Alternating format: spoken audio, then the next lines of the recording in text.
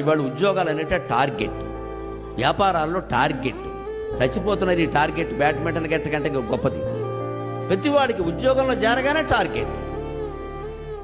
స్కూల్లో, ప్రైవేట్ స్కూల్లో టీచర్ చేరితే జీతం సంగతి అట్టిపెట్టి వేసవకాలం జీతం ఇవ్వకపోగా నువ్వు 10 మందిని చేరిస్తే నీకు జీతం ఇస్తావు. ఏమనాలి ఈ వ్యాపారాన్ని? చచ్చిపోతున్నారు ఉపాధ్యాయులు. ఎంత దుర్మార్గం ఉండేది. మీరు పాఠాలు చెప్పించుకోండి, జీతం ఇవ్వండి. పిల్లల్ని చేరి చెప్పని వాళ్ళకేమిటండి? పైగా ఏ స్కూలు పోనీ ఏమీ ప్రచారం లేదు. కొత్తగా పెట్టామంటే వేరే విషయం. అబ్బే, మొత్తం రాష్ట్రం అంతా పేరున్న పాఠశాల. మరి మీ పిల్లలు మీ దగ్గరికి మీ బ్రాండ్ నేమ్ అంటారు ఏమన్నా అంటే, ఒక్క మాస్టర్ బొమ్మ వేయరు, ప్రిన్సిపాల్ బొమ్మ కూడా వేయరు.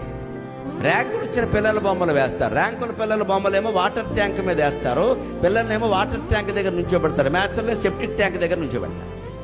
చదువు చెప్పింది ఎవడు? మాస్టరా? ఇంకేమైనా బ్రాండ్ నేమ్ వాడు చెప్పారా? ఏదన్నా వస్తే బ్రాండ్కి రావాలి. నాశనం అయ్యేది ఉపాధ్యాయులు. వీళ్ళకి వేసవకాలం జీతాలు ఇవ్వరు, పైగా చేర్పిస్తే ఇస్తా. ఏం వ్యాపారం ఇది? ఇక అక్కడి నుంచి ఈ ఉపాధ్యాయులు ఇంటింటికి తిరగడం ఎండల్లో పడి, ఏం కర్మ? దీన్ని ఏమంటారు? ఇది విద్య. అక్కడే మనం చేర్పిస్తున్నాం పట్టుకెళ్ళి. అక్కడ